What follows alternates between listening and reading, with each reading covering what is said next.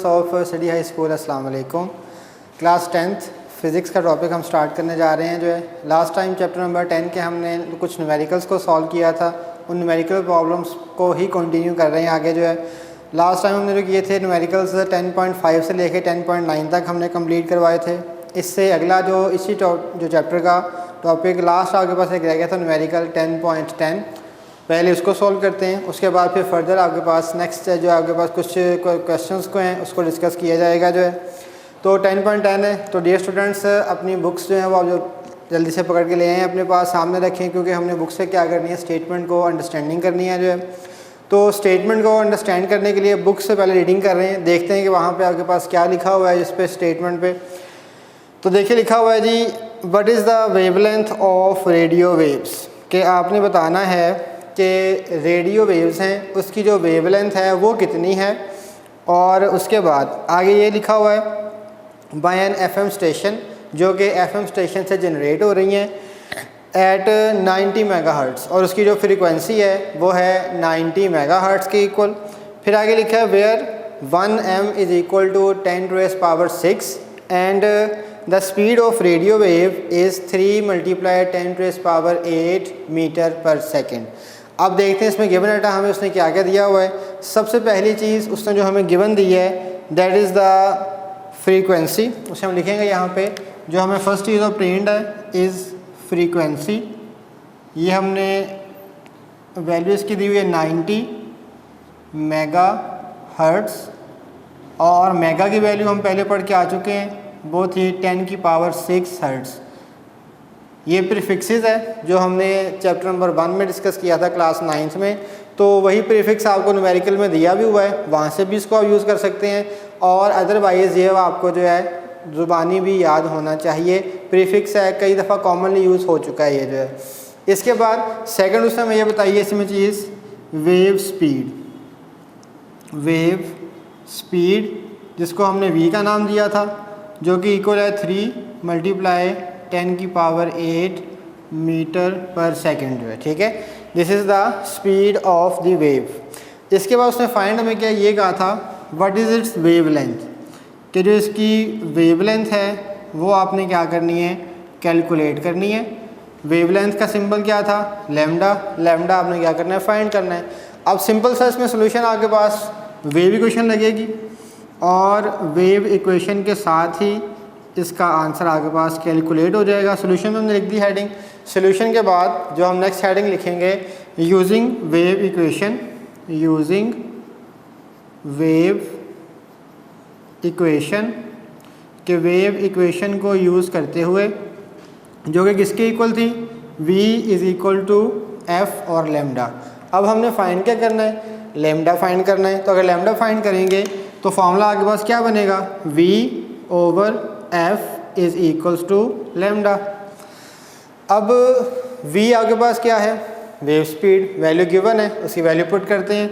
v की value कितनी थी, 3 × 10⁸, और फ्रीक्वेंसी कितनी थी, 90 × 10⁶ इज़ इक्वल्स टू लैम्डा।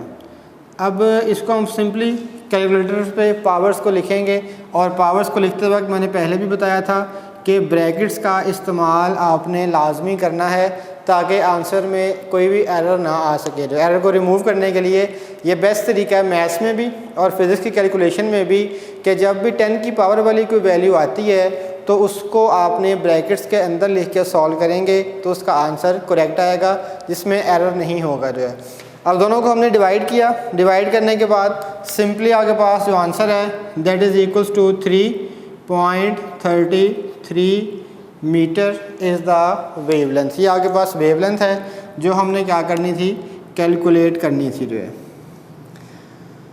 तो डी स्टूडेंट्स, इसी के साथ आपके जो न्यूमेरिकल्स थे चैप्टर नंबर 1 के, यानी कि 10 जो चैप्टर है उसके ख़त्म हो गए। जो है अब इसके साथ 1-2 शॉर्ट क्वेश्चंस आ रहे हैं, कुछ कंसेप्चुअल क्वेश्चंस हैं जो कि आपको शॉर्ट में भी आ सकते हैं, एमसीक्यूज भी हम साथ में सॉल्व करेंगे अभी। जो है और उसी के साथ साथ आपको 1 बाय 1 जो है वो रीडिंग साथ एमसीक्यूज भी करवा देते हैं।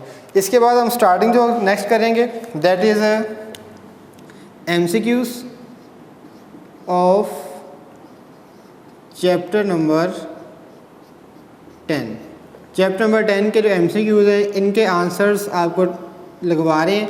बुक आपने ओपन की हुई है, स्टेटमेंट आप पढ़ रहे थे, बुक से ही आपने क्या करना है, पेज को रिप्लेस कर देना है। पेज नंबर आपके पास जो होगा वो है इसका 16, पेज नंबर 16 है। इसमें आपके पास टोटल जो MCQs हैं वो 9th MCQs हैं। इनकी नंबरिंग दे देते हैं हम 1 2 3 4 5 6 7 8 एंड 9। तो डियर स्टूडेंट्स, पेज नंबर आपने ओपन कर लेना है, 16 है बुक का, और वहाँ से स्टेटमेंट पढ़ रहा हूँ MCQs चैप्टर नंबर 10 के जो है। पहला MCQs जो है उसमें लिखा हुआ है विच of the following is an example of simple harmonic motion, के जो आगे पास नीचे 4 ऑप्शंस गिवन है, इनमें से कौन सा आपके पास जो एग्जाम्पल है वो किसकी है, सिंपल हार्मोनिक मोशन की।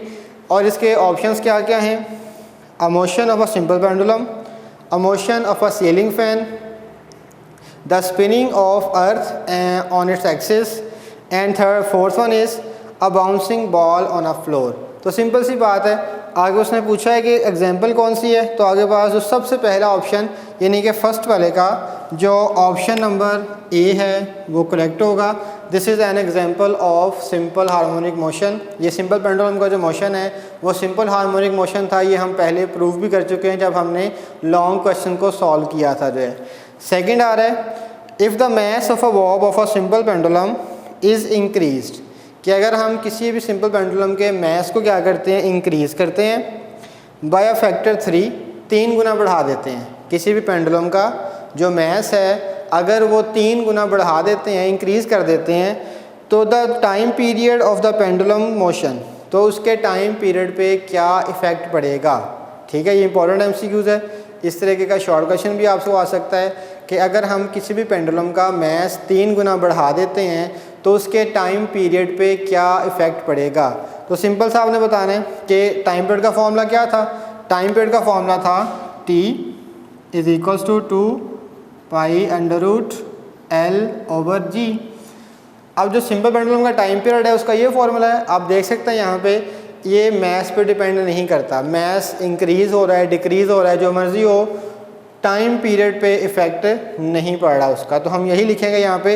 इसके ऑप्शन देखते हैं, उसने लिखा ए ऑप्शन में increase by factor 2, remain the same, decrease by factor 2 और डिक्रीज़ बाय द फैक्टर 4। तो इसमें आपके पास जो बी ऑप्शन है रिमेन्स द सेम वो इसका करेक्ट ऑप्शन है कि उसका जो आपके पास वैल्यू है वो रिमेन द सेम रहेगी, उतनी की उतनी ही रहेगी। उसके बाद नेक्स्ट है third one, which of the following devices can be used to produce both transverse and longitudinal wave.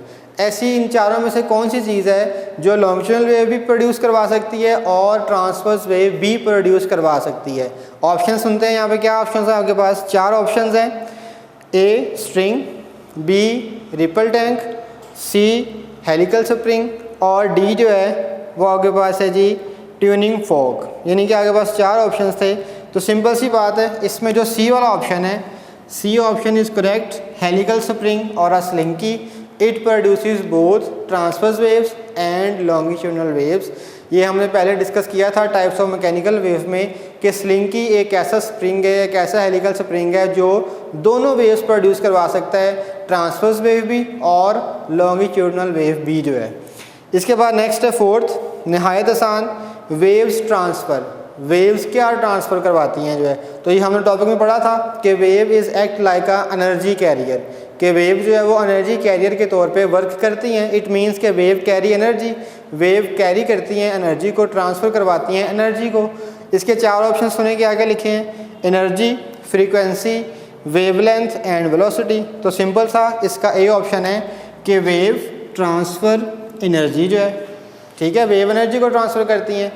उसके बाद नेक्स्ट है फिफ्थ वाला कि विच of the following is method of energy transfer, कि एनर्जी ट्रांसफ़र करवाने के इनमें से कौन कौन से मेथड्स हैं। मेथड्स के नेम क्या क्या हैं, ए है आपके पास कि conduction, radiation, wave motion and all of these. तो हमने ये स्टूडेंट्स पढ़ा हुआ था क्लास 9th में, conduction, convection and radiation, these are the transfer of heat and heat is energy. ये तीनों के तीनों क्या हैं आपके पास, एनर्जी ट्रांसफ़र करवाने के तरीके हैं। और यहाँ पे हमने क्या पढ़ा, वेव मोशन। इट मीन्स कि इसका जो डी ऑप्शन है that is correct, all of these, तीनों के तीनों ऑप्शन जो हैं वो एनर्जी को ट्रांसफ़र करवाने के लिए यूज़ किए जा सकते हैं। तो इसका डी ऑप्शन जो है वो करेक्ट होगा, ऑल ऑफ दीज जो है। इसके बाद नेक्स्ट है 6 वाला। 6 में पूछा उसने इन वैक्यूम, कि वैक्यूम के अंदर all electromagnetic waves have the same, कि इलेक्ट्रोमैग्नेटिक वेव के अंदर कौन सी चीज़ जो है वो आगे पास सेम रहती है जो इन वैक्यूम में। तो इसमें आगे पास ऑप्शन देखें लिखा हुआ है, speed, frequency, amplitude and wavelength.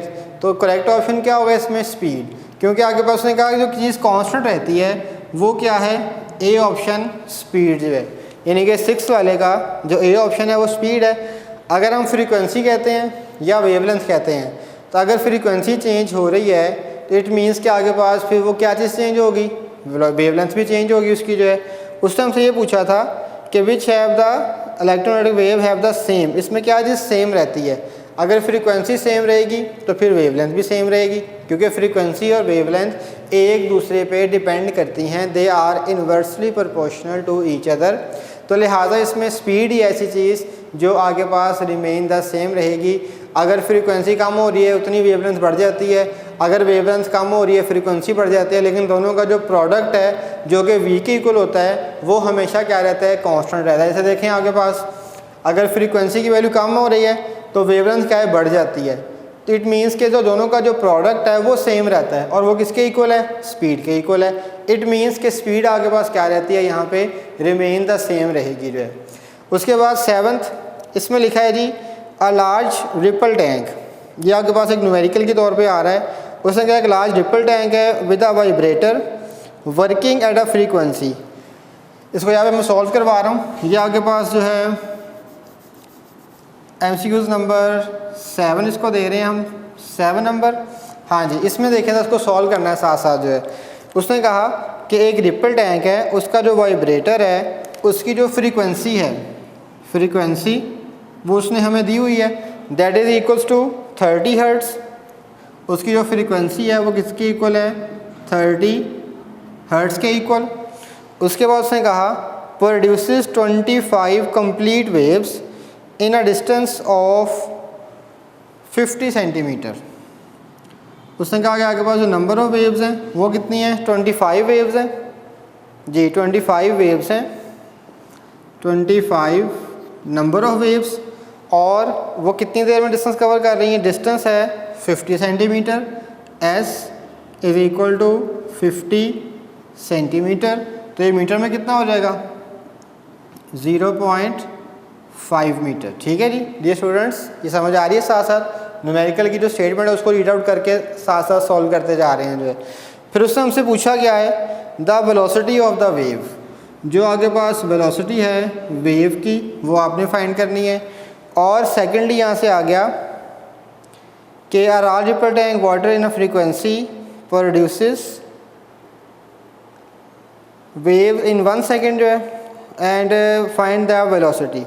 अब देखें यहाँ से हमारे पास फॉर्मूला क्या क्या है, पहले यहाँ पे हम इसको जब सॉल्व करते हैं सॉल्यूशन में, हमारे पास जो फार्मूला था वो ये था कि frequency is equals to number of waves over total time, क्योंकि S is equal to V T है, V हमारे पास फाइंड करना है, S ओवर T, T नहीं है हमारे पास। तो T फाइंड करने के लिए हम वही फार्मूला यूज़ करेंगे, number of waves over time, time find करना है। टाइम किसके इक्वल हो जाएगा, number of waves over frequency. Number of waves कितनी है, 25, और जो फ्रीक्वेंसी है वो किसके इक्वल है, 30। दोनों को डिवाइड करेंगे 25 ओवर 30। तो जब इनको डिवाइड करेंगे तो डिवाइड करने के बाद आंसर आएगा 25 ओवर 30 0.83 सेकेंड। अब आपने V फाइंड करना है। V फाइंड करने के लिए क्या होगा, V is equal to S over T। S की वैल्यू कितनी थी, 0.5 ओवर 0.83। तो इन दोनों को डिवाइड करेंगे, 0.5 और 0.83। तो आपके पास जो आंसर आएगा 0.60 मीटर।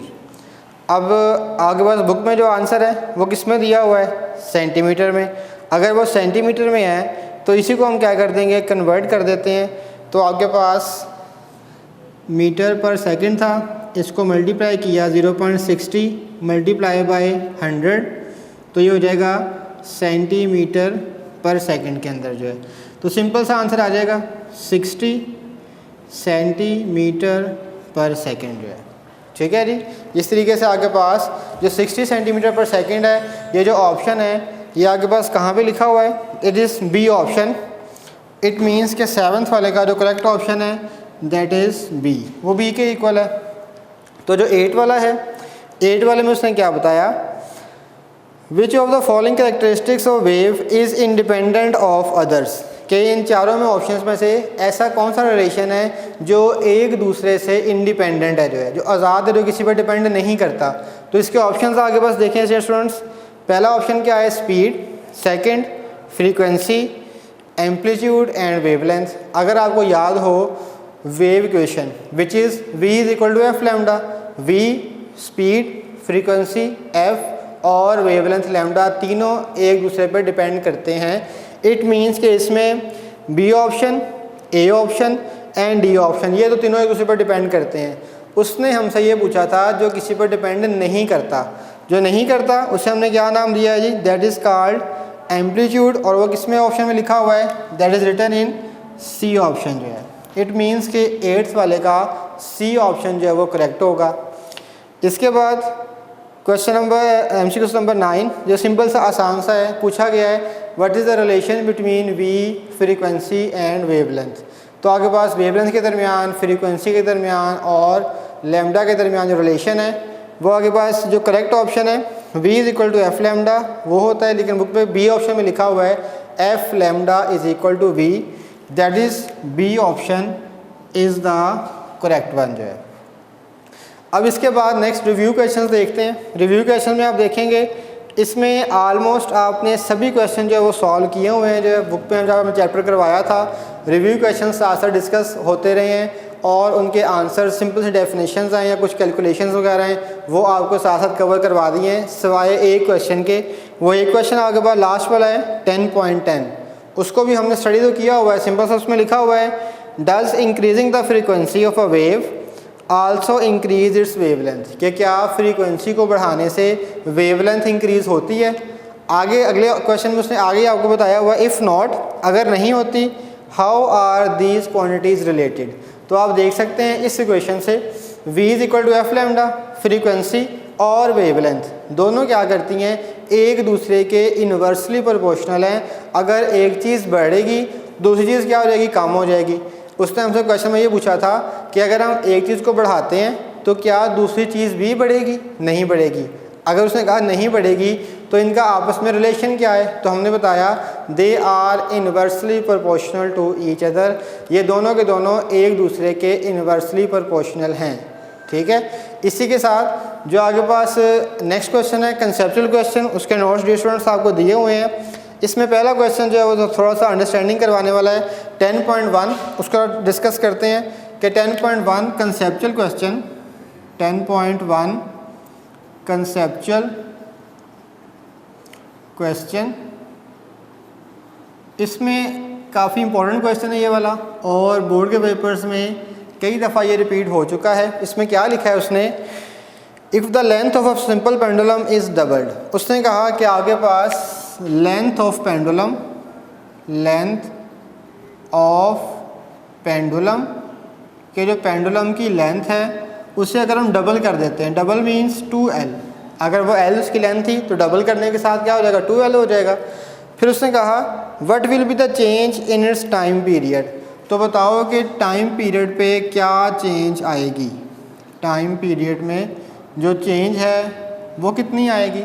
तो देखें जो स्टूडेंट्स फॉर्मूला आपके पास क्या था टाइम पीरियड के लिए, time period is equals to 2 pi under root l over g।